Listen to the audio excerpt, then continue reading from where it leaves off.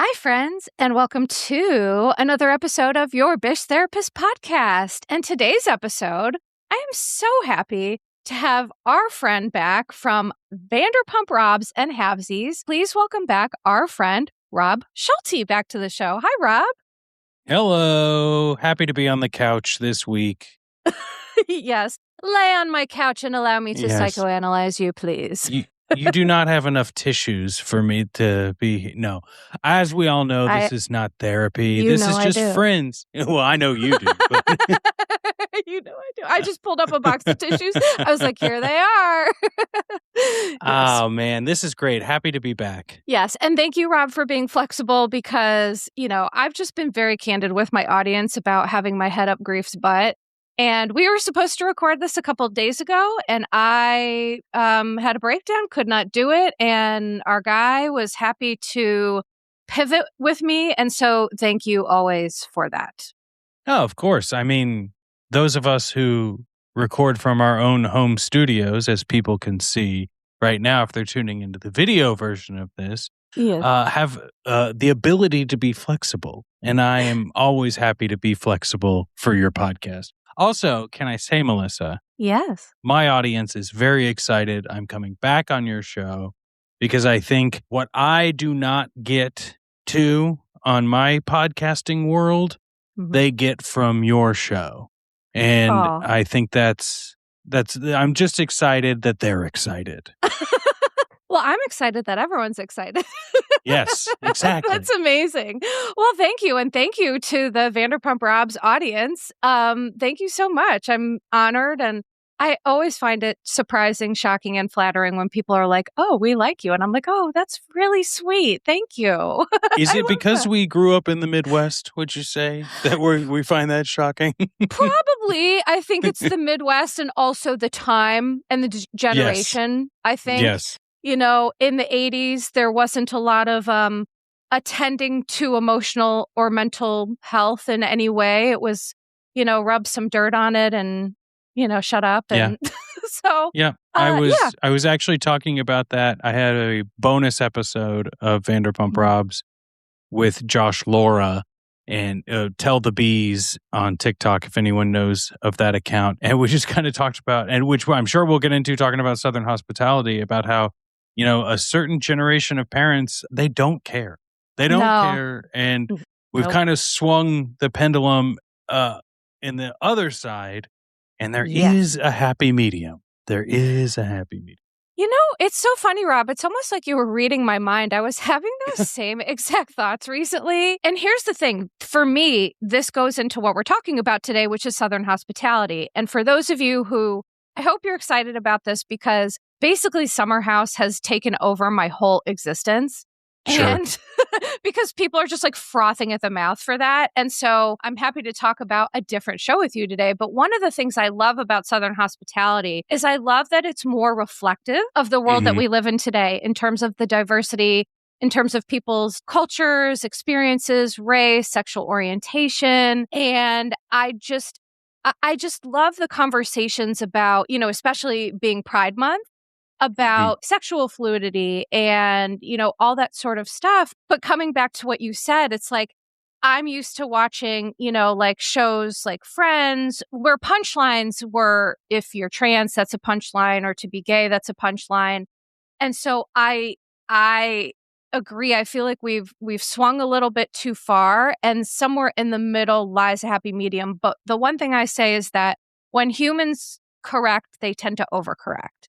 Sure. And so, that's kind of what we're seeing. A group of people who were so wounded by parents who just like don't care still to this day. And then parents who it's like, well, kids need boundaries and such, and they need to be told no and all that other stuff. But I'm not a parent. And what the hell do I know? I'm just grateful that the world is getting back to more of a emotionally attentive, diverse, respectful, loving kind of space. How about that? Yeah, I think at the end of the day, like maybe some of your listeners don't know that I'm a bit of a jokester, but I think that what's good for people is good for people, right? Yeah. So as much as, I might think that it's silly when things swing another direction. Like I actively think that's better than not caring about kids. I mean, you remember when we were younger and there would be like commercials, like PSAs would be like, it's 10 o'clock. Do you know where your children are? Rob, literally, I was just talking about that with someone else. Like, our parents had to be like, hey, do you know where your offspring is? Make sure they're not dying somewhere or being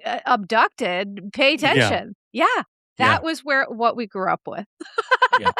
So yeah, I'll take maybe a little bit more coddling than not caring at all. Yeah. Any other way than that way has got to be a better way. So, and listen, all jokes aside, kudos, or as Ramona would say, kadoos. To all the parents out there who are just doing their best, trying to break cycles of generational trauma and, grow. And again, that's something that was talked about on Southern Hospitality. Maddie talked a little bit about, trying to break those generational curses and things like that. And so to anyone who's doing that, however you're doing it, kadoos, as Ramona would say. Kadoos. The only thing I will quote about Ramona, because otherwise I think she's pretty hateful and awful, and I personally really can't stand her. But you might say she's one of those parents. Oh, she's definitely one of those parents, Rob. Definitely 1,000%. So, but when she said that, I swear that's one of those Bravo moments that just took me out. To this day, took me out. So good. So funny. But before I get started with Southern Hospitality, I'd love for you to talk a little bit about, because it's been a while since you've been back, which is my fault. Tell people what your podcast is all about, what you're covering, the things that you have going on. Yeah, I think the main one that people would love is Vanderpump Robs. I started it just before COVID and didn't really get dedicated to it until about well, look, there was a lot of factors. We'll get into it. It's been weekly ever since like 2022. And it has been the most exciting thing I've ever done in my entire life, because not just it's me talking about reality TV. I've gone through different guest hosts, different co-hosts, and now I feel like within the last year and a half has really solidified into the show that I've always wanted it to be. And it's led to an exciting announcement that I will be able to talk about in maybe a month. Just keep your eyes out, folks. If you join the Vanderpump Robs Discord, if you listen to our bonus episodes, if you maybe subscribe to People Magazine, you will learn all of this information. So that is because my friend and co-host Kate Shapiro had joined the show. And Kate is one of the funniest and smartest people I've ever talked about reality TV with. No offense. I'm not judging any of my other friends who do podcasts. It's just we sync in a way that feels good, whereas it's not going to be, there's no real theme, right? It is just what Kate and I are feeling as we watch these shows. Sometimes we're a little mean. Sometimes we like people that other people don't like, but it's all about kind of, dissecting the shows, not really getting into the outside drama as much, not really the mechanics of the real world, more of the mechanics of the show itself, why production makes choices, why shows get greenlit. And we do that through recapping an episode. So right now, our main recaps are In the City, because it's a new show. I think it's important to cover new shows. And generally, we'll talk about the other shows we're watching, like in the intro. Like the first 20 minutes is like, hey, look, I started watching $1 Million Nannies, and it's the most insane TV show I've ever seen. And then, maybe we'll touch on The Valley, but we think The Valley's a little weird. And then we'll get into dissecting In the City. I also co-host a show with Molly McAleer called Halvesies, which is a little bit more straightforward. Molly brings a topic, I bring a topic, and we split the show in half. And that's another weekly show that we do. One thing I will say for Vanderpump Robs is that if you like Your Bish Therapist, if you like Recap Rodeo, if you like other indie kind of Bravo reality TV shows, I'm right in that lineup. And I hope that people just come over and try it out, because you may not always agree with our opinions, but I think you're going to have fun listening to the show. Yeah, and you and your co-host, you really do have a synchronicity And I think there's just something to be said about the joy that comes from podcasting with someone who you just have a thing and you really get each other. And, you know, which is why my podcasting circle is down to like 5 people. I get You know, it. That's the same for me. It's Yeah. like, it's hard to find that. And when you do, it is beautiful. So definitely please check out Vanderpump Robs. And, you know, at the end, we'll tell you more where to find everything. We'll go over it again. But absolutely, you are right in all the Bish's wheelhouse. Recap Rodeo, Vanderpump Rob, you know, it's like we're all this little family. Mandy Slutzker's in there. So, you know, we have our little caravan of podcasting. But you just gave me an interesting idea. So before we get to Southern Hospitality, we didn't even plan this, but can I ask, what are your thoughts about In the City? So I like the idea of this spinoff. I used to live in New York. I love seeing the city, even though these people are hanging out at spots I would never go to. But I don't think it's found its legs yet. And that's Bravo first seasons for time immemorial, right? So I'm not going to judge a show. I'm not going to say it's bad or anything like that until honestly, until season 2 starts, or unless they like totally drop the ball by the end of this season. Right. But I would say something I nailed down recently is that Lindsay Hubbard is an executive producer on In the City. And correct me if I'm wrong, listeners, except don't tell me I'm wrong, but understand that I know I might be wrong. I don't think she's an EP on Summer House. And if she is, it came later. But this is first season EP. And I think she's dealing with, okay, Amanda West, Kyle, fallout was not what we planned when this season was going to be launched. But I also want to be a main character, and she should. She is main character personality. But I also want to focus on everyone's storyline. But I need to also have my own storyline. And I think it's just a little bit too much this first season. So it's a lot to meet new people and have multiple storylines for a lot of the people on the show. But what I'm holding on to is the fact that Danielle Oliveira is back, who is like chaos TV in the best way possible. Like, a lot of people do not like Danielle. And I understand why. But she's not an evil person.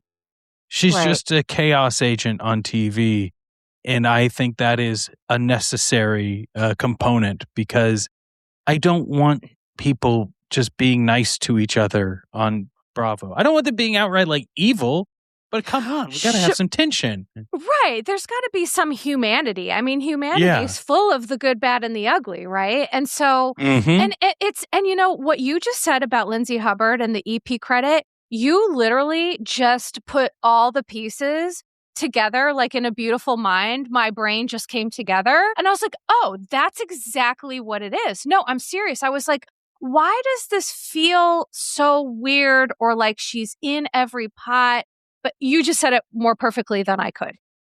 So I think that makes a lot of sense. And I also think now it makes sense where she feels it's like she's part friend to Amanda, but also part now producer. And that you could feel that in that aftermath episode, but I could not put my finger on what the hell it was. So thank you, Rob. Well, yeah, when in the Summer House aftermath episode, when she's like, so West manipulated you, as she's nodding her head furiously, like, agree with me here. And then Amanda going, well, that's your words, not mine. And we're like, oh, God, Amanda, this is why I'm EP and you're not. Literally. I was like, oh my God. That was exactly it. That was exactly it. And listen, I think you're right that you have to give any show, you have to, you know, see it the second season. Because for me, one of the few amazing shows season 1 was Next Gen New York City. And which I have not watched, but everyone tells me it was fantastic. Yeah. Rob, it was so good. And I think the reason it was good is it's because it's these Bravo kids who had no expectations about being famous or cool or that anyone would care. They were just authentically themselves. They thought, who would give a shit about this? And that for me is the gold of reality TV. Because where it gets bad is when you're at like season 15 Beverly Hills and everyone is self-producing and it's a show. We Yeah. love Housewives and we love a lot of these shows because of the raw, like all those good things about it that these franchise lose it after a certain period of time. Because then when you're a pop culture icon, you can't be humble and be an icon. That's so true. Yeah. It's so true. So it's like, I think a lot of that, like, funny, Vicky yelling about a family van sort of thing, like, that's just not, those days are kind of gone. And so we have to take what we can get. But I highly recommend Next Gen New York City. And if you watch it this season, you should come back because I'm definitely going to cover that, especially because there's like nothing else on. I feel like we're going into this drought, this Bravo drought. Well, what I will tell you about the drought is Kate and I end up relishing the drought every year because what we decided last year, and we kind of did it a little bit the year before, is that we do a throwback show to watch. And so like Kate went on her honeymoon, and then when she came back, and so I did two throwbacks. I did a throwback when she was on her honeymoon, and then we did another throwback to like ease ourselves back into covering reality TV. Yeah. And so like last year we did the MTV show My Life as Liz season 1, and then the first season, while she was away, we did a majority of the first season of Viva La Bam. Oh my God. We were like, oh my God, I forgot. Like reality shows can be 20 minutes. It's just ridiculous. And talk about chaos agent. My goodness. I mean, now speaking of Bam Margera, there's the show called The Curious Case of, and it's like, have you seen that? It's like this. No, but someone told me about it.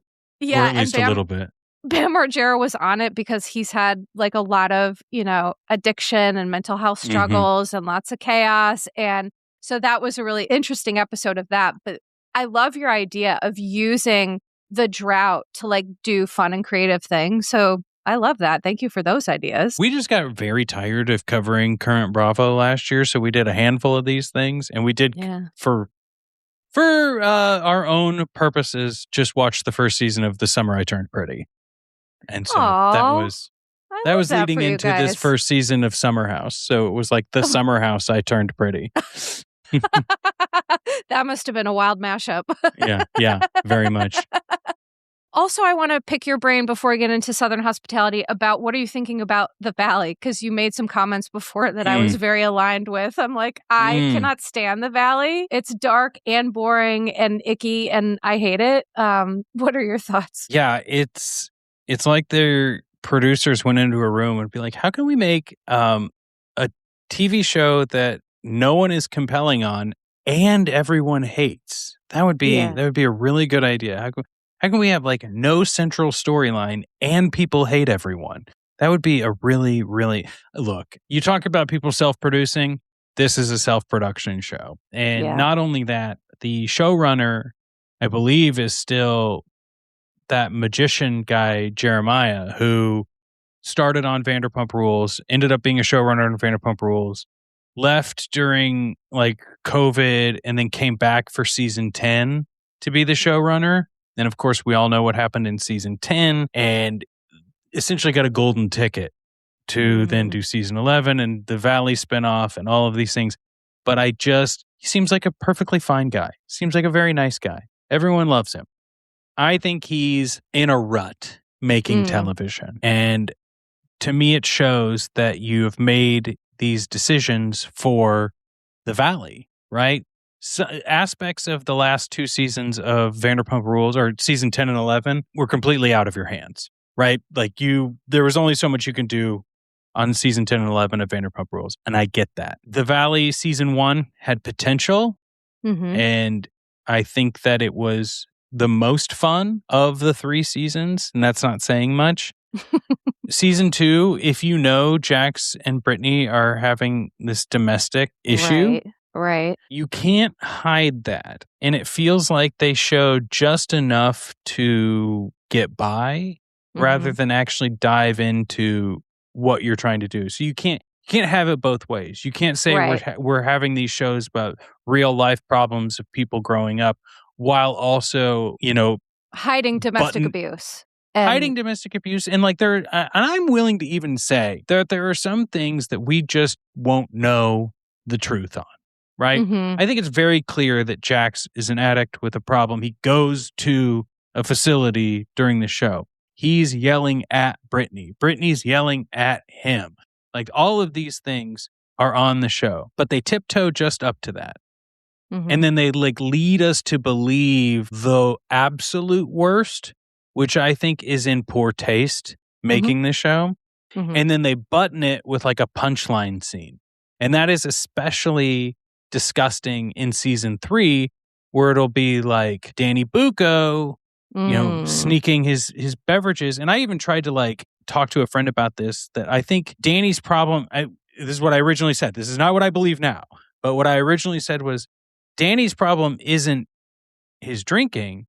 It's his ability to confront the truth. And what I meant there is that he's not honest with himself. That doesn't fly when you're like just talking as a podcast, because yes, when you hide drinking alcohol, there's a problem. Yeah, like, that's a giant red flag. That's a giant red flag. And I'm coming from a place as a sober person, as an addict, that like, I already know that. I skip over that step because duh, right? But I forget sometimes that like people haven't lived that experience, right? Right. But the problem here with season 3 is that it's even worse. Like we will get Danny sneaking a drink, and then we'll get a scene of Zach getting his scrotum Botoxed, right? It's like this levity to make sure it's not too serious. And the last thing I'll say about it is that also now that we're in season 3, there is no central character, no foil, no focus. It is this collection of couples that are forced to film together through various trips. And it shows, and it doesn't make any sense at all. And all it does is show us the worst of these people, and not any redeeming qualities. And it sucks. Damn. Well, mic drop. I think not only is that well said, I think it's spot on. And for me, I'm going to be honest, the moment I stopped watching it because I was covering it. And then, with all the stuff with my grandfather, I just didn't have the bandwidth. I made sure to continue to cover Summer House because I think that people would have freaked out if I didn't. But I was like, why am I like crushing my mental health to cover the Valley? I was like, no. But the moment I stopped was when Luke was talking to Janet about Danny allegedly doing these things. And I was like, sir, you are going to now take what Danny admitted to doing. Yeah. And now you're going to slap the word allegedly on it? Are you fucking kidding me? Rob, well, Luke's an idiot. For sure. Of course. I'm right there with you, and sorry to cut you off. This was insane to me because I kind of am a Janet defender. I don't think Janet moves in the best ways, and I don't think her intention. I am too. Yeah. I am fully aware that her intention was maybe not necessarily on behalf of anyone else, but to just point out that Danny is a creep. And I think that's perfectly okay. When my co-host Kate made a really good point, though, in that scene that you're talking about, that Janet makes a really good point that she was like, did you have to see what Charles Manson did to know that what he did was wrong? And that like flabbergasts Luke. The only thing that made me laugh on our episode was Kate just goes, God, why are all these people's point of reference of an evil man, Charles Manson? Like, there's so many. There's so many to choose from. But it's always like, you go back and watch, it's always like Charles Manson, It's probably because it's California, but that's a solid point, and that's a solid answer too. Probably because I guess it's California, because he, you guys are based in LA, and in LA, that was arguably, I feel, one of the most famous cases until this day. And it's so like in the roots of LA and things like that. So if it's not Charles Manson, it's Jeffrey Dahmer, right? Right. Yeah. Right. Right. But here's the thing. I think that Janet, the way that she goes about things is wild sometimes. And she does go pedal to the metal, which is never going to be a healthy approach. But she's not wrong. Like, she's just trying to call out that Danny's abuse of alcohol and then putting his hands on women in sexually inappropriate ways is absolutely not okay. She's calling it what it is. And it's so weird for me because I liked Kristen Doty. She, again, was like one of those agents of chaos that you talked about that made the show so good. But it's like, you can't both be an advocate for women and then be with a man who's trying to say allegedly. Like, to me, while it's also like come being on. like defending Nia and Danny to the death. And it's so interesting because Doty is such an amazing person to watch through all of the years of Vanderpump Rules. I mean, constantly just stirring the pot in a way that is so great, embarrassing herself, but also getting vindicated by the end of it. Like, even though it's like, being truthful about the Miami girl situation doesn't negate half of the stuff that happens on the show. Right. But it is nice to see that arc throughout Vanderpump Rules. But then everyone starts the Valley with oh yeah, I guess we kind of love Kristen. And I think that did not do anything well for Kristen's mental health going into the Valley, or at least her perspective on how she wanted to be portrayed on TV. We'll put it that way. Yeah, I think that she, again, is kind of suffering what I talked before about when you become the celeb on a show, right? Like Kristen and Brittany are like the, I don't know, cornerstones or whatever. It's like there's a certain part of you, I imagine, as a regular person that you lose because now you're a pop culture icon. People are obsessed with you. And I think it shows, to be honest. Yeah, so absolutely. Thank you for coming down memory lane with all of these fun things because I haven't talked about anything other than Summer House. And I was like, yeah, what do you think? And this has just been so great. So for people who, I don't know if y'all want me to continue to cover the Valley. I guess I'm going to have to see where I'm at with that. But I just feel like I'm at the point in my life where I'm like, I don't want to hurt my brain for TV. I don't know. So TBD for content, no way. Barf. We can't even not me. We all know the accounts that we've seen out there that have destroyed themselves to get a couple more Instagram likes, and that's no bueno. No bueno, and it's just not what your girl's doing these days. I'm going into the next phase of my life. I'm not keeping things that don't suit me in any way, shape, or form, and so tell them. I'm gonna tell them, Rob. So let's get into Southern Hospitality because you were always so supportive of me watching the show, and it took me so long to get into it, but this season there was something about it for me that really clicked in. And I'm going to be honest, it was definitely the Emmy stuff. Sure. It was the racism, the microaggressions that really set me ablaze mentally. I was like, I have to speak about Emmy's behavior because it was insane. And so what is so crazy, I don't know if you know this, Rob, but I posted, it was just like I watched the one episode where it was really bad. I forget what episode number it was. And I did a post about it, and it was my most viral post. And then Leva came into the comments, which she tends to do. She loves coming into the comments and not proofreading anything. Oh my God, it's so funny you say that because people in my comments roasted her. They're like, this doesn't make sense. Everything is misspelled, which I'm guilty of that too. I have arthritic fingers. Sure. And if I'm trying to type something quick, I need an edit button for the comments on Instagram. I really need that. But, maybe that's a feature they'll come out with. But a lot of it didn't make sense. It wasn't thought through. She was talking in third person. And then I was like, well, is this somebody else? It was a very interesting experience, Rob. It's weird. It is. And, I think that it would have been nice this season if we got any real resolution on the Emmy situation. Yeah, so let's start with that. Because the second part of the reunion started out with Andy and, really, it seemed like Andy and people really saying to her, where are we at now? So what did you think of Emmy's. So Emmy's response was essentially, in my opinion, it was she learned the definition of racism. Mm-hmm. She learned the definition of microaggression. She made sure to use her note cards and really memorize those definitions. Oh, of course, yes. Bring out, of course, the faux dramatics, the histrionics, I will call them, because I've never seen someone who is more histrionic than Emmy Sherritt ever in my life. Never seen it. And she tried really hard to convey that she understands, but to me, the problem is that she still doesn't understand. And so it just fell really flat for me. So I'm very interested to hear what you think. Well, let's not forget that Emmy, like most of this cast, is very stupid.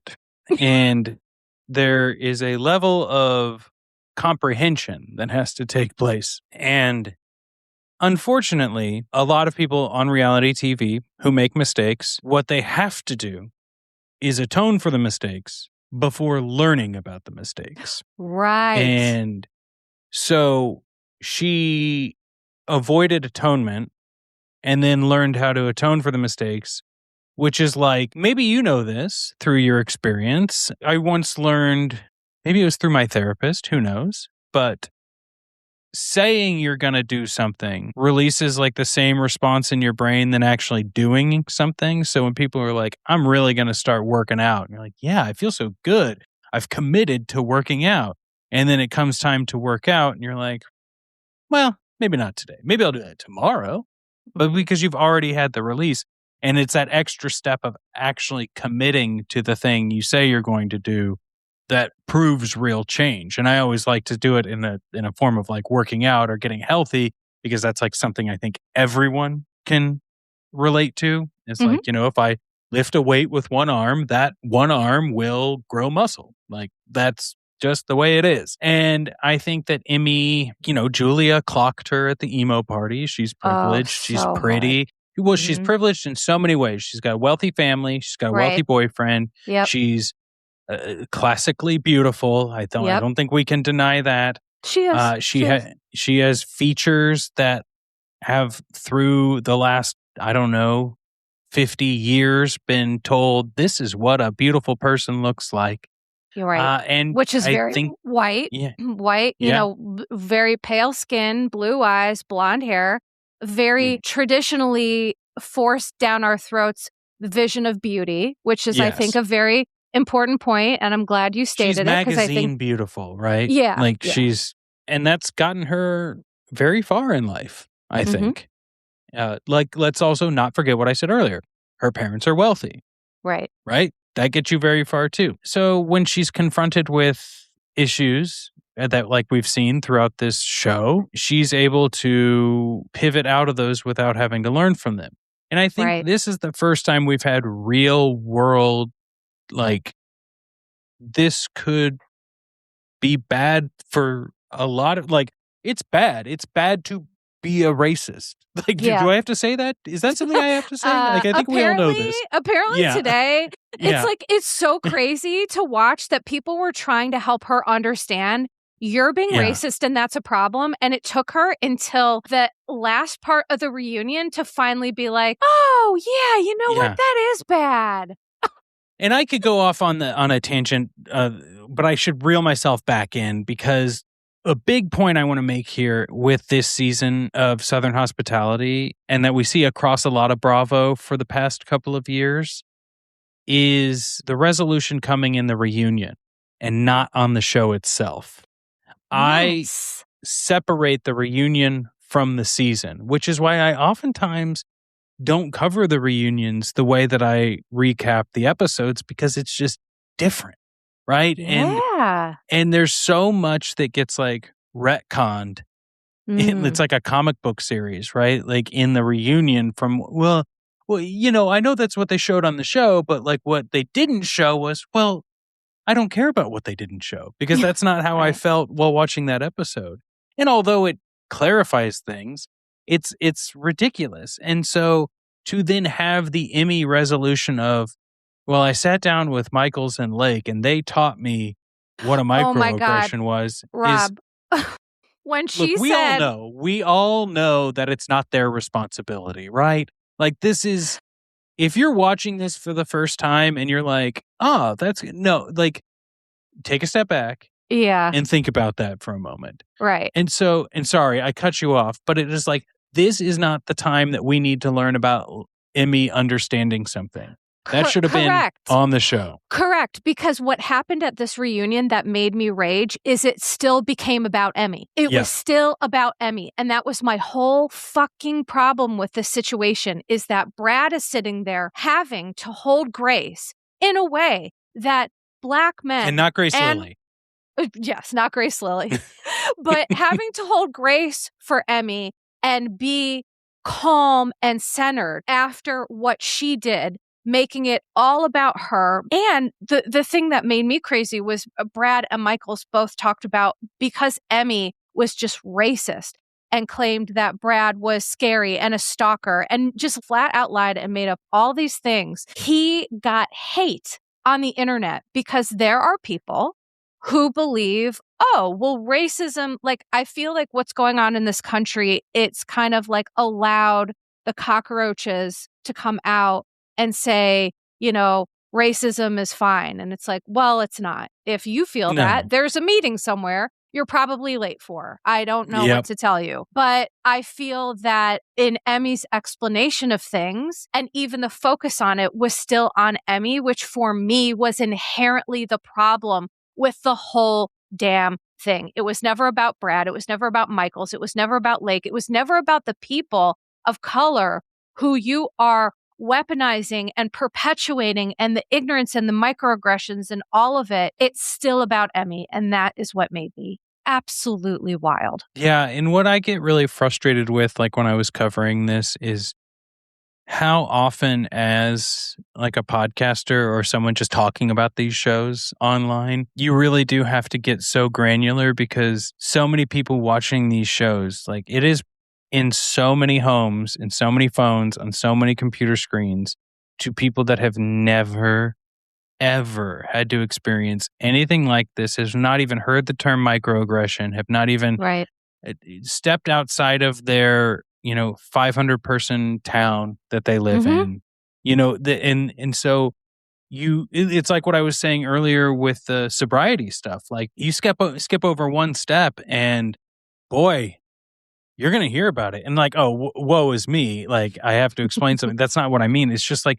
so strange to me, that stuff that seems so obvious. As a guy who grew up in middle America in like a very conservative town and left, and I guess this is something that I have to work through, because I always feel like, look, if I've learned it, then come on. Then anyone can learn. I love that that's the measuring stick. Yeah.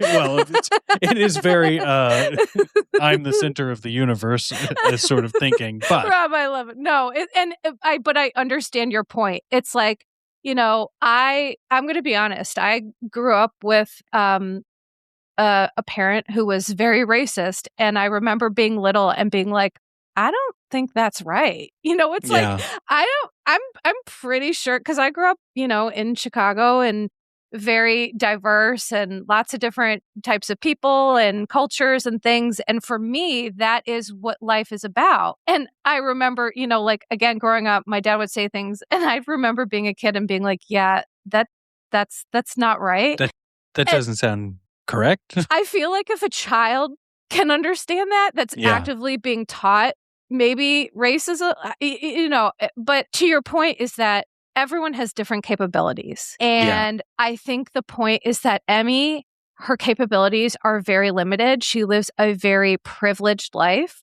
with very privileged people who are probably being echo chambers of the same rhetoric, I would assume. Yes. Because unfortunately, racism and people, in the South who have, like Shep Rose, for example, that family, those monies aren't being made ethically. I don't know if that's fair to say, or I mean, it doesn't seem like it was. It doesn't seem like it, but I think there's a lot of backs that had to be stepped on to get some of those monies, and so I think there's generational patterns in certain wealthy families as well, not in all, in some. And okay, here's the question, Rob. Do you think Emmy, where do we go from here? Because Leva was, what she said in my comments was like, these kids are friends. And I guess what she was referring to is at the reunion, we see that Emmy and Michaels and Lake are still friends. But what I hate about that is that Emmy feels like, oh, well, I have two friends that are people of color, so I'm fine. And I'm like, well, that's not. I think that's nuanced, and I think that's what it looks like. You're right. I think Leva is also perpetuating what she hopes is the best case scenario. Because to me, it seems very clear that most of these people do not like each other. And maybe there are pockets here and there of people that are still like friendly with one another or will hang out.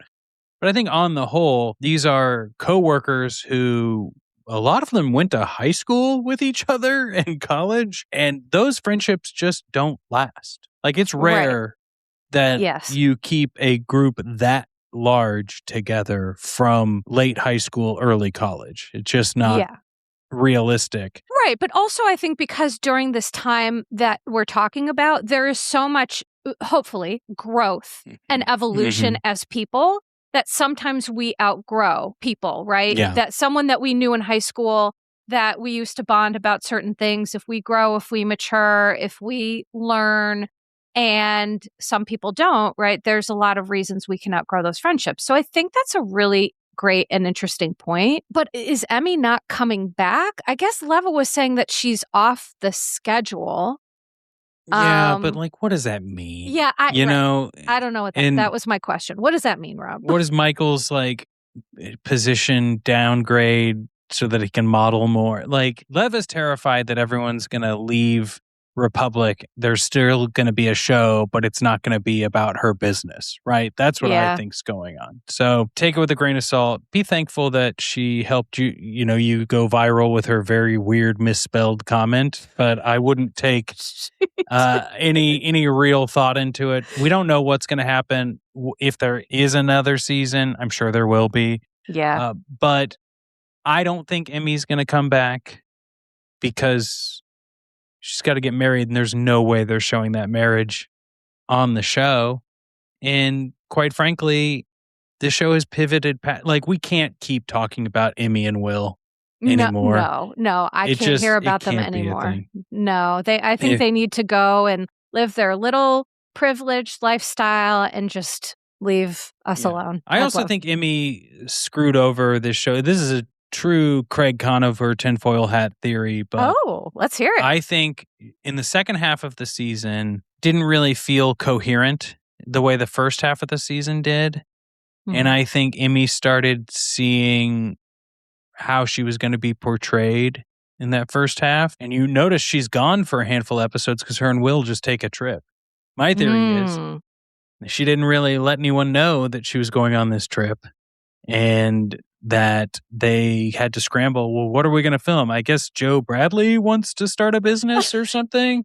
You know? Oh my God. Rob, we have to talk about that moment with Joe and Leva, because Joe Bradley to me reminds me of like a Labrador retriever.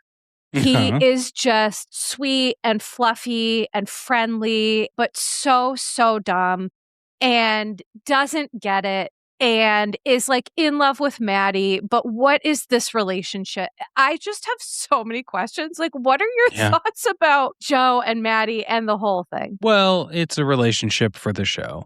And I think that's not new to Bravo. That's not new for Hollywood, right? Right. These are situations people can either outright know that they're doing it as a ruse to the audience for a career move, or convince themselves it's for a career move, and or it's real, but it also benefits their career. Joe seems to have been very infatuated with Maddie leading up to being in a relationship with her. Yeah. Not sure he actually was. Yeah. I was just thinking to myself, as soon as you said that, the infatuation, that word really, really hit me. because they're, when I was talking about West and Amanda, and I talked a lot about like infatuation versus mature love, and Joe and Maddie, he is like obsessed with her. He puts her on a pedestal. And the problem is you can't have an intimate, mature relationship with someone who you're putting on a pedestal. That just won't work. Yeah. No. And I think that Maddie has dated a lot of bad boys in her day. And Joe is not a bad boy. And he puts her on a pedestal. But he's a nice guy. And I don't mean like internet nice guy. He legitimately seems like he at least is trying to be a nice person. Yeah. He's just kind of a dummy. And that's safe. And sometimes safe works out. I think Maddie needs to be alone. I think Joe needs to be alone. I think they need to realize what they want as human beings. And they're not in a place where this isn't actually doing anything for their Southern hospitality career. Like, I think they think being in the relationship helps. But it really, that like their fight mid-season was a whole lot of nothing, really. It was Joe likes to party, but wants more out of life. And Maddie is a sober person who has a DJ career. Okay, if you don't want to be with Joe because he parties too much, then that's the conversation. Right. If it's because he has no drive, that's a different conversation, but also not it can be a relationship ender, but it's like they were hedging their bets on both things. I completely agree. And one of the things that made me sad at the reunion was when Molly was talking about how Maddie was like, I will never marry Joe, because she talked about trying to break those generational cycles of trauma because she is in recovery from addiction, and she works the 12 steps. And that's one of the things that I love. I love sober people. I love people who work I love the whole, because people who are sober are people who take stock of their lives, really understand what's going on, and work hard to make changes and just like grow as people. And it's like sometimes people almost don't take the opportunity to do that if there's not some sort of issue present, if that makes sense. No, so whenever totally. people take the opportunity to say, I'm going to get sober, I'm going to look at these things, I just admire the hell out of people like you, people like Maddie, people who really do the damn work. To me, what Jax undercuts Taylor. Oh my God. I'm just kidding. That man will never change. Never. And he ain't doing the work. No, never. I don't think he's capable of doing the work. And I think Brittany realizes that now. But But it's like, to your point, I feel like it's so unfair to Joe to say, well, if you want to break these generational curses, great. And if that means that you can't be with someone who parties a lot, great. Then what are you doing with Joe? It's not fair to him. It's not fair to you. And it's just, the whole thing kind of felt, I don't know, it felt really icky to me. Yeah. And I think they're also figuring out what that means. I mean, I know someone who saw Joe on what seems to be a date with someone else at the Charleston Food and Wine Festival a few months back. Really? But that was around the time the reunion was being filmed. So seems like they're still together. But who knows? James Kennedy's now in a relationship with a woman and having a baby, so I guess anything's possible. Which is horrifying, Rob. Can we just say that that's absolutely horrifying? For James Kennedy to become a parent should be illegal. Should be a felony. It's you know what? Sometimes we got to take the law into our own hands. Just kidding. That's satire, folks. Now we could talk all day about Joe and Maddie, but was there anything else? Like, I mean, there's so much that happened at this reunion and on the season, and I think something that really jumps out to me, if you don't mind me pivoting for a moment. No, please go ahead. Lake's art career. Lake is an artist. She's going to have a career in art. That's why she works at Republic, I think. I guess. I don't think Lake should ever leave television because it's going to give her a very good lesson in growing up because it was so entertaining to continue to see her just double and triple down on things that she is like, no, I'm right. I'm right. And then constantly being told like, oh, well, actually, no, you're not. It is some of the funniest stuff I've ever seen on television. It's so good. From like just being like, Oh, no, just this is being not. young, Yeah. just being young and Right. Her. like just riding for your friends that didn't ask you to ride for them. And then obviously just like not liking someone on the cast and using anything you could pull from the apple tree to justify why you don't like Mia or something. It's so funny. Oh my gosh. Here's the thing. Lake and Michaels, I feel like they have the opportunity to be solid people. They're just so young and so immature. I think gaslighting. Michaels, oh my gosh. The gaslighting of it all. And I sent, prior to this, I sent Rob like an outline or whatever. And I wrote down about gaslighting because I am so sick of the TikTokification of mental health. Oh it my makes God. me absolutely wild. And it's like, not everything is gaslighting. Not everyone is a narcissist. There are layers to narcissism. Using the term narcissist is not completely accurate. It's just like, but that's sometimes I think, people are either just an asshole or a liar, and those are also bad things. Like they don't also have to have a label. That's exactly right. But I think like Michael's, I think he is a good person. He just needs to grow up and mature and learn how to self-regulate. Like you can tell he and Lake, they're the type of people that they get in their feelings and then they feel like, well, I can act however I want because I'm upset. And in fairness, that is developmentally appropriate ego, for that age, right? We're all young once. We all were like, no, I'm right. And I know everything about the world. And then you grow and you realize, oh, I don't know shit about fuck. Cool. At all. And they need to realize that they don't know that. Yeah. And that's why they should both continue to be on television, because that'll be so great to see that evolution, and it's only going to take another couple of years, hopefully. Or decades. I have no... Yeah, maybe. But one of the very interesting storylines that I do wanted to touch on was Michael's religious trauma surrounding his sexual orientation. Mm-hmm. Growing up in the Dominican Republic, being told that, being gay was a sin, and him going back to the church and having conversations with his mother. Again, that's one of the things that I really like about this show is it talking about how those generational curses and religious trauma and things like that was such a valuable piece of information to me. That's what I love about reality TV. It's like, that's the real stuff that I love about it. I don't want to hear Michael's freaking out about something that he's trying to cover up. Like, I forget exactly what he did, but he got called on something that he definitely did. And then he freaked out about it. And it's like, but you did that. This is like the real stuff that I want to hear about, And if I can just give another quick little plug, the episode that is releasing today as of this recording, so June 21st, on my bonus feed, so vanderpumprobs.com, is with Josh Laura. We talked about this. He gives I think it's just worth a listen to for people, especially his perspective, his life, how he's grown up. I don't want to speak for him. I think people can go inspect some content. But the way he talks about this scene was eye-opening to me, who's not had a similar lived experience as Michael's in that sense.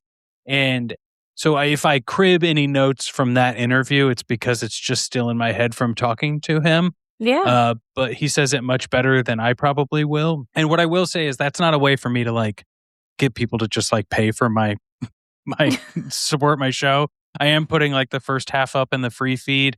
But if anyone does want to listen to this, like they can come and shoot me a DM on Instagram and I'll give a discount code to let you all test it out. If this is something you really do want to hear, don't worry. I got you. And I thought this was so fascinating because I grew up Catholic.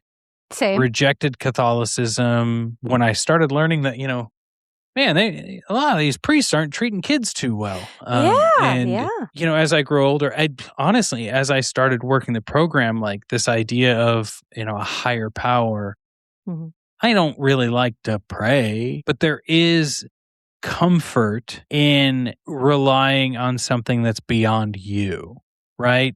And something I think greater that than ourselves. greater than, yes. Right. That takes us out of our own ego, of our own Yes. hubris, that helps us understand that there are greater things than us. Yes. And that can be whatever you want it to be. That's right. And I Could get be. that. Yeah. It can be the universe, it can be science, it can be whatever, but just be nature. understanding that, like, it could be Yeah. nature. Mhm. You are not in control. You are in control of your own actions, but that is it. But that is it. Eh, Otherwise, we are powerless. We have to Yes. accept our powerlessness over Yeah. the fact that we can't control anything other than ourselves. Yep. And the push and pull between a facility, a religion, whatever, that actively is rejecting you, while it's also something that makes you feel comfortable because it's something that you remember from being a child, is an important scene to see. And I think they Mhm. did it well. And I think they did it like, it was shot beautifully. It was wonderful. And I think it also gives you, with the perspective of TJ too, is like, I'm not a religious person. I wasn't raised religious. I don't like what the church has said about gay people. Yeah. And I think the big thing is to remember that the Bible says a lot of stuff that also contradicts itself, and that Yes. it is people. It is people that make the most terrible decisions in the world. So if Michaels feels comfortable with this part of his life and it gives him some sort of like therapeutic response, I have no problems with that at all. Yeah. I mean, I think, and I will share again, I grew up Catholic. And when I started to understand the abuses of the church and the contradictory things that were said in the Bible, but also, again, as a kid, hearing someone say if being gay was a sin, I was like, what? I remember, again, being little and being like, no, it's not. Like, what are you No. all talking about? It's so And I mean, weird. it's not funny, but what your point yeah. is, and what we're saying is that humans can take anything and project their own stuff onto it and then make Mhm. that what it is. And that's what I don't like about organized religion. It's like, if you want to take a religion and make somebody's life beautiful and wonderful, and we project our idea about God onto God, or whatever your version of God is. But I think what I really appreciated, what you just brought up, is that for some folks getting sober, that can be a barrier because, you want to have some sort of higher power, something greater than yourselves, but people can really get stuck on that because it's, this idea of God is not for them. But I love that we're talking about, it's really how you utilize things. And for me, I'm not, because again, I don't agree with the Catholic Church. I don't agree with the things that have happened. I don't agree with any discrimination whatsoever. And so for me, I look at nature. Nature is my thing, right? It's like being at my house, realizing that this land that my house is on, this isn't mine. I can't own this. This was here before me and it's going to be here long after me. That's kind of my idea of that. And so I feel like, to see Michael's, it's always interesting to watch how people manage that. Right? Like the messages that they got growing up, because that's where religious trauma comes in, right? Where it's like, this is something that my whole family practiced and brought me a sense of love and support. But then it's also in the back of my head saying, but we don't support you because you're gay. And so it creates such a mental kind of, this is not clinical at all, but a mental fuckery, I'll say, of how do we relate to ourselves and to spirituality and to all of those things. And because Michaels is young, seeing how he navigated that, I don't know, I just felt really proud of him, but I also felt like he still has a lot more to realize and understand. For example, when he talked to his mom, that scene with his mom, I felt she was still pretty dismissive, which, I'm not going to judge her parenting, but I think, and again, maybe it was the scene, maybe she was nervous. I have no idea. But I think that sometimes when we're young and we're starting to use our voice, we will take scraps from people and we will feel like that's enough. And I hope that Michaels understands that he deserves more than scraps from the people who are supposed to love him. Absolutely. And I think on the other side of that coin too, because I've kind of waffled a bit on that scene, but ultimately it's very clear that like the mom doesn't like what Michaels has been saying about her on the show. right? Right. And that's embarrassing, and that's clear to me. And I'm not like ashamed, but I don't like that my first takeaway from this was, well, how much of this is Michael's embellishing in his own mind because it made him feel bad, and how much of this is reality? And like that's just not the way to go about it. But I think it's just because I'm so ingrained with the characters of the show rather than the reality of their lives. And that's hard to break away from. And I do think that mom is trying to save face. Like ultimately, this is what I've come to. She's trying to save face. She probably did say some things to him, but also like Michael's is kind of a crybaby, and there's not necessarily anything wrong with that, right? He cries a lot. We have seen it, like Tom Sandoval, right? Yeah. He gets very dysregulated, and then he just like, ah! Yeah. And I think there is something to be said about a boomer parent that's like, oh, don't cry again. Don't cry. Like we're not changing them, right? Right, like it's just, she's probably had to deal with Michael's crying because he didn't get what he wanted since age 7, right? And that is just, she's like, oh my God, how many tears can I take? That doesn't mean it's right. That doesn't mean, that's what she should be saying to him in that moment. And then Michael's is also on, we were talking about the pendulum swing of that far side of like, this is my truth. Well, I don't know what that means. Like really, like at the end of the day, like truth is truth. And I think you can say something to your mom like, no, when you said that, it made me feel bad. And when she goes, oh, I didn't say that, you can go, well, you did. Right. Sorry. Like that you don't remember that. And I think it goes a little bit further into this idea of you're talking about taking scraps. Yeah, I get that. But I also think that Michael's is probably for that scene, maybe not all of life, but for that scene, he wanted to pull the scraps of the worst possible moments to show her, like, look, these are things that were done that are examples that are bad. I'm not saying you're totally bad. I'm saying these are things I don't want to have happen again. He didn't explain it that way because he's young, of course, but that mother, unfortunately, didn't pull onto the fact that, like, he's not saying you're a bad mom. He's not saying that he had a bad whatever. He's saying, like, these aspects of what has happened to me are things I don't want to happen going forward. And unfortunately, it might be millennials to be the only ones who will be able to differentiate all of that nuance. Right. And I think that it's just like you're saying, it's this generational swing and the generational differences. But let's be honest, the one thing that I have to say is that Michael's mom and parents of that generation, there is emotional immaturity. When you tell an emotionally immature parent, here's how you hurt me, the parent will say, I'm sorry, I was such a terrible parent. I should just go away, right? Or get over it. Or get over it, or I don't care. But that's emotional immaturity. So really what we're watching with Michael's is emotional immaturity, just in a very different way or form of expression that he feels like is his form of expression, but he doesn't realize it's still actually that same generational trauma.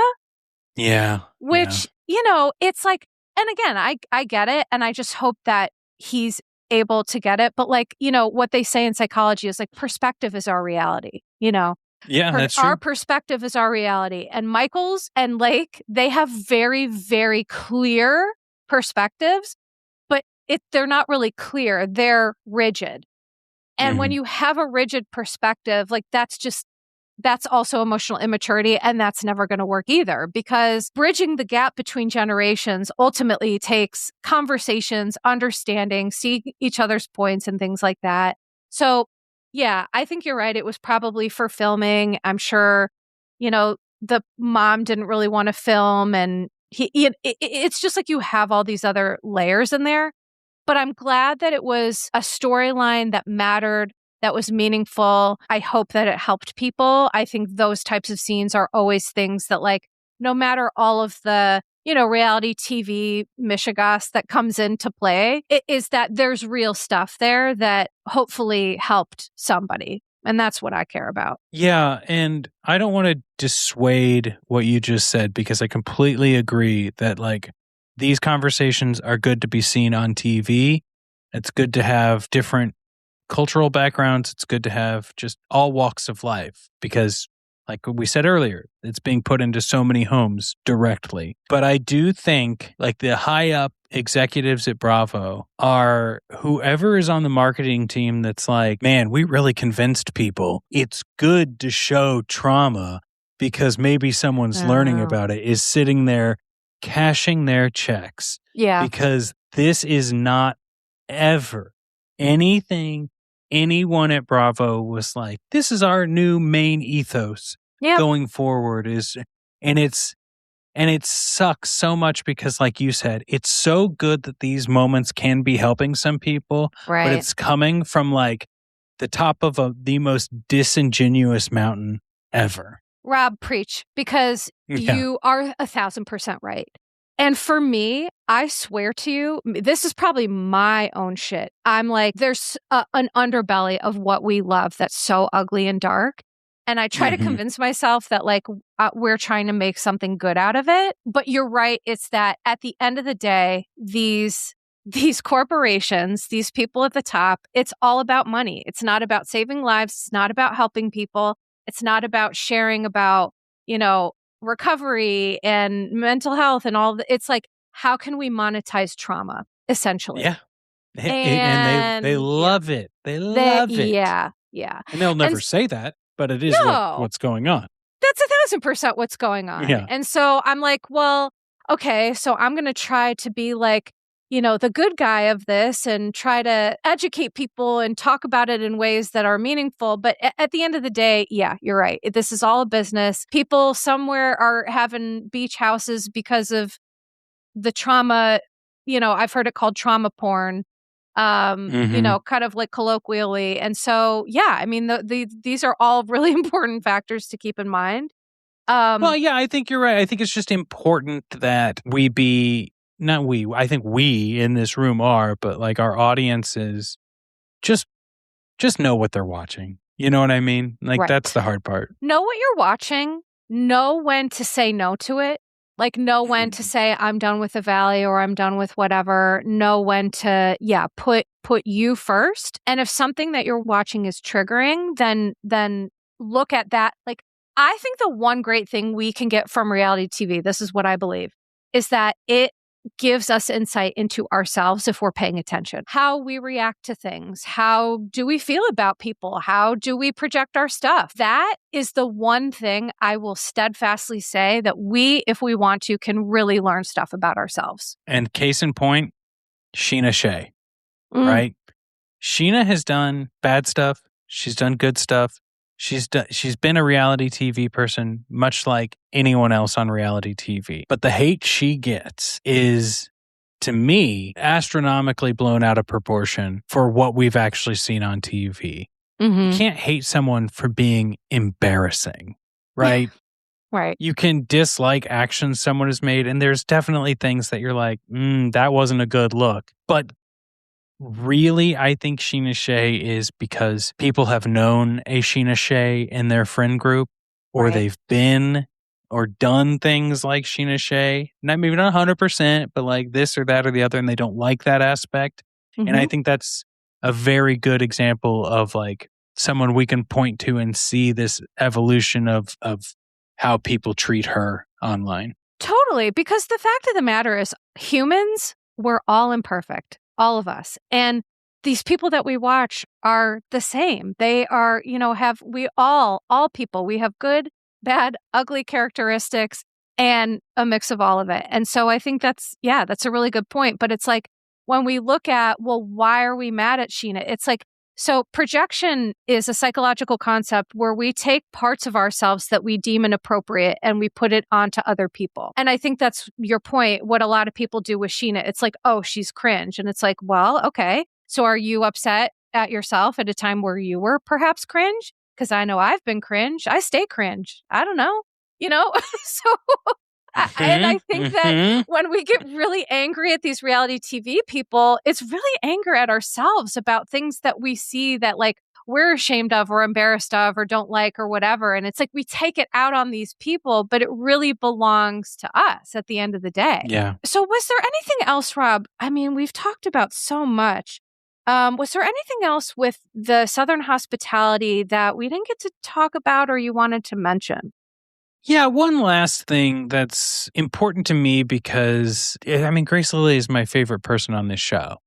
I'm glad you're And bringing this up. I'm yeah, glad you are. and Yeah. I think that, look, I think season 3 of Southern Hospitality was a masterpiece. And honestly, watching season 2 to season 3 back to back is like perfection because there's enough stories that follow along and you kind of need to know stuff from 2 to really get everything in season 3. Um, Season 4, I think, was a little bit lackluster, let's say. I think that just because of that second half fall off didn't make it any lesser than for me, just not as good as the previous ones.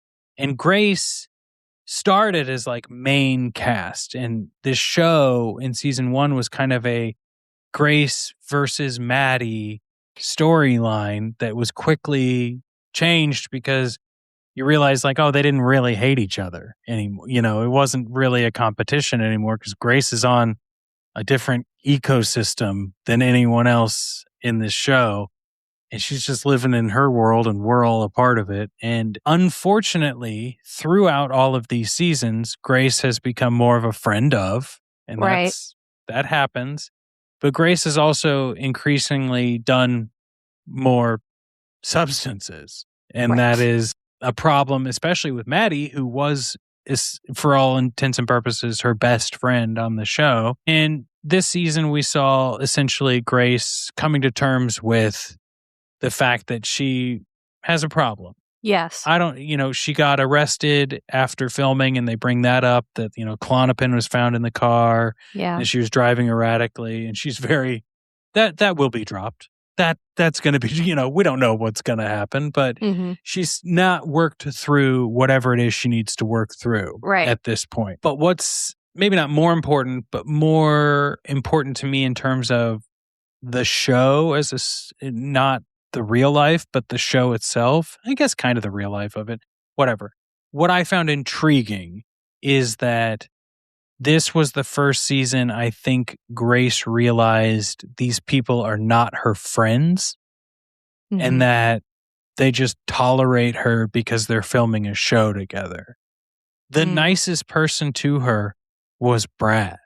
And they rarely speak on this show. So when she was at that Mardi Gras themed party at the end and he was just like, look, you came here, you wanted to apologize, you wanted to admit your wrongs. That's all you can do, Grace. And that's great. And I'm really happy you did that. And you should be happy. And you just see Grace throughout the seasons like face kind of fall that like, oh, I'm the friend that got invited because someone accidentally told me. Like I wasn't actually invited to this party, but because I was hanging out with Maddie one night and she was going to the party, I tagged along. Mm-hmm. And that makes that is so painful to watch. Yeah. Because Grace is just kind of the way Michaels is learning, Lake is learning, all these people are like learning. Grace is a little bit older, but she's just been kind of coddled by her parents. Yeah. Her whole life and is now like coming to terms with like the maturity of growing up. And it's too bad. Too bad that we didn't get more from her is all I'm saying. Right. Because to your point, I think that of all the storylines we're talking about, this is a really valuable one that really got short shrift. Again, in my opinion, because I think whenever we talk about addiction and recovery, it saves lives. And, one of the things that I really noticed is that when we saw during the season, when she was angry at Maddie, when Grace Lilly was angry at Maddie, I think, again, that was her projecting because she sees Maddie as a sober woman and she was really struggling to do that. But it's like, to me, as someone who's worked with addiction, you can really see in the season, there's a different Grace Lilly than we see at the reunion. And I think that's the huge difference, which I'm sure you recognize as someone who is attending to sobriety, right? And I say attending to because, as we know, it's a long, lengthy, arduous process full of ups and downs and go-arounds. But you can tell for me the difference when Grace Lilly was in her active addiction and now trying to come to terms and understand how to move forth But I think a lot of her anger towards Maddie was resentment, jealousy, frustration of like, I want this and I don't know how to get this. That's how I felt. Absolutely. And it's just too bad. I hope if we get another season, we get a little bit more grace. In more ways than one. Yes. Rob. And isn't that a good way to end the podcast? I mean, you did it. You did it, bud. You just did it. I know how to do these things. This is great. I love it. He's a professional. He's a professional, y'all. Well, thank you, Rob, so much for being here. This has been such a wonderful conversation. I absolutely will have you back. I can't wait to have you back. Because I will continue to talk about In the City. I agree. I think it's good to watch and Next Gen and all of that. So I would love to have you back on. But please tell everybody, and same Rob, on mine. Oh, I'm in. I love chatting with you. But please tell everybody specifically where they can find you, your website, the whole 9 yards. Best thing on social media is just Vanderpump Robs on your social media platform of choice, and go to vanderpumprobs.com. And that's where you can support the show, get bonus episodes, get ad-free episodes if you just want ad-free. But it's also available on all your major podcast platforms with ads. I will say, though, that periodically I will throw out a free Discord link. And if anyone likes the old AOL chat room style discussions, you should join in. You automatically get like extra Discord features if you support the show, but it's open to all. So if you'd like that, just hit me up. I put it all over. I once a week, I like to do a watch party with people. And sometimes that's an episode I've recorded that's not released yet. Sometimes that's just sitting back and watching, Next Gen NYC maybe. Who knows? I love that. So yeah, vanderpumprobs.com for everything. For everything. So go check out Vanderpump Robs. And please, if you could be so kind to give a 5-star review for the podcast for Rob and also for your girl, because people love to be mad at me. And that is okay. I'm learning that I recently got a 1-star review because I say the F word too much within apparently only 2 minutes of an episode. How dare, Rob? How dare you use the speech? They seem to glean a lot of my show that they don't like from only listening to 2 minutes of it. Isn't that fascinating? Which they put in the comment. Yeah. Interesting. Interesting. Well, as we mentioned, people are interesting, and that's why we're doing this, right? Yep, exactly. We're all, So please check out Rob. Please check out Your Bish Therapist on Instagram. If you would be so kind to give a 5-star review, rate, subscribe, wherever you get the podcast, appreciate it. And of course, check out my Patreon, www.patreon.com/YourBishTherapist, where we do fun bonus episodes and, like you said, ad-free. I'm always trying to do new stuff on there, but life keeps just slapping me right in the face and preventing me from, I don't know, doing anything. But I'm going to be doing something and it will be there. So please check it out. Rob, thank you so much for being here for today. We're going to say sending love to you and yours, and ta-ta for now.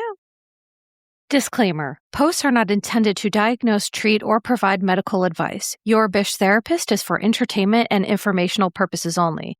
The podcast, my opinions, and posts are my own and not associated with past or present employers, any organizations, Bravo TV, Greyheart Productions, or any other television network. The information in YBT podcast and on its social media is provided for general informational purposes only and is not intended to diagnose or treat. Please do not act or refrain from acting based on anything you read, see, or hear on YBT podcast or associated social media. Communicating with YBT via email and or social media does not form a therapeutic alliance. Melissa, operator of YBT, is unable to provide any therapeutic advice, treatment, or feedback.